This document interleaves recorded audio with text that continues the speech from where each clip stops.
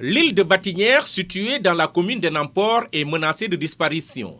En plus de l'avancée inquiétante des eaux qui perturbe véritablement la quiétude des insulaires, l'enclavement aigu constitue un problème majeur qu'il faut prendre urgemment en charge pour sauver cette localité. Venez au secours, parce que nous, vraiment, on ne sait pas ce qu'on doit faire. Venez au secours. C'est parce qu'on veut conserver l'île. D'abord, le Toubab en a besoin.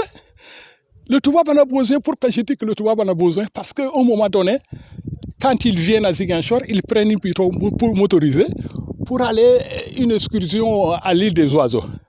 Mais c'est quoi quand on parle d'île d'oiseaux? Si l'oiseau a une île, mais pourquoi pas les personnes?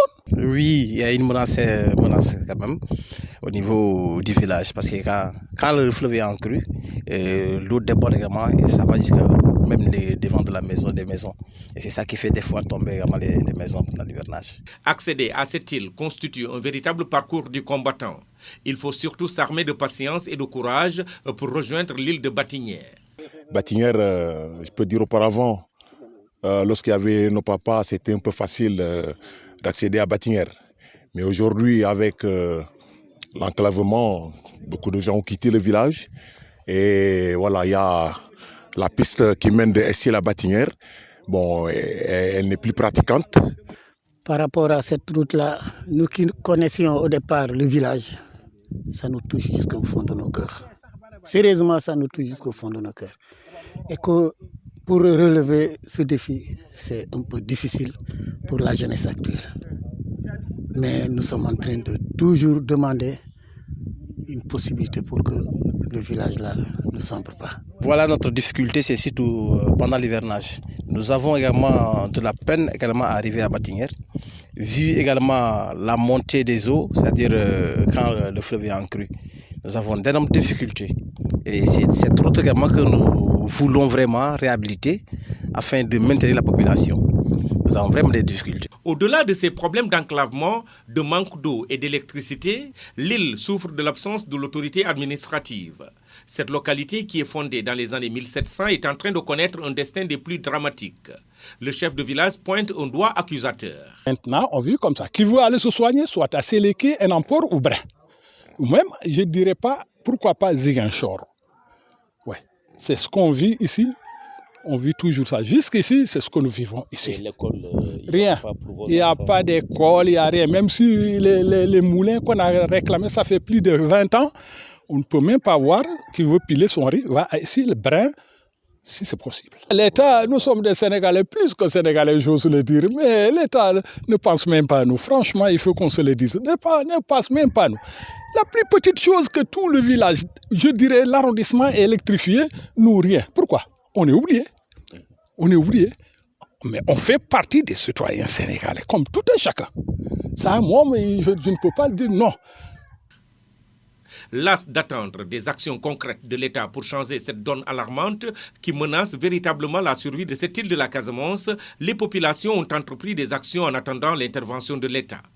Nous, on appelle ça Orokal Batinière, mais communément, on dit le comité également pour le développement du village de Batinière. Donc, ça concerne également la sud de Dakar, de Ziguinchor et du Cap et du village. Nous sommes en train également de colmater un peu d'argent, c'est-à-dire la cotisation individuelle. Et chaque section aussi, nous avons donné un montant. Et cela nous permettrait également de mobiliser les moyens de bord, c'est-à-dire de prendre les pneus, afin également de les acheminer pour essayer également de travailler. La digue peut sauver le village parce que là, l'accès sera facile. C'est à cause de cet accès-là que le village est en train de sombrer. Parce que s'il y avait la digue, les gens qui viennent, tu n'attends pas une pirogue, tu n'attends pas autre chose qui va t'amener. Tu empruntes la digue parce que c'est celle-là qu'on a empruntée depuis. Si cette digue-là n'existe pas, sérieusement, les gens vont partir. Effectivement, le maire est saisi de toute façon. Et il nous reste également peut-être le gouverneur, les préfets, les sous-préfets peut-être, qui viendront également nous donner un coup de main.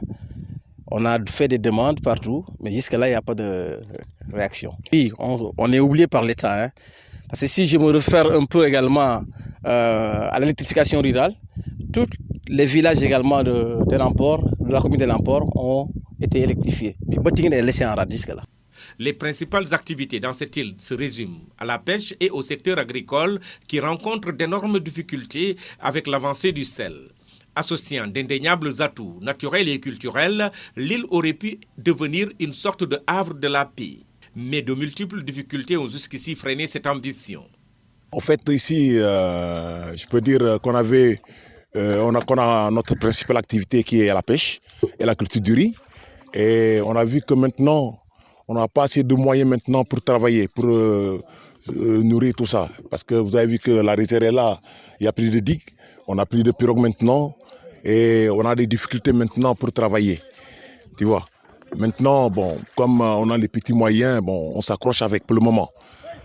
L'île de Batinière est aussi secouée et d'une manière foudroyante par le phénomène de l'exode rural. Le village se dépeuple avec un rythme inquiétant. Avec les conséquences engendrées par la surpêche, la jeunesse a préféré aller voir ailleurs. Pour Jean-Paul Oumadjoul, un des quelques jeunes qui ont préféré rester dans le village, l'État doit le plus rapidement réagir pour soigner cette situation intenable. Maintenant, bon, si je peux lancer un appel aux autorités, bon, ils n'ont qu'à peut-être regarder Batinière et nous aider sur un projet qui peut nous aider pour essayer de retenir un peu le village.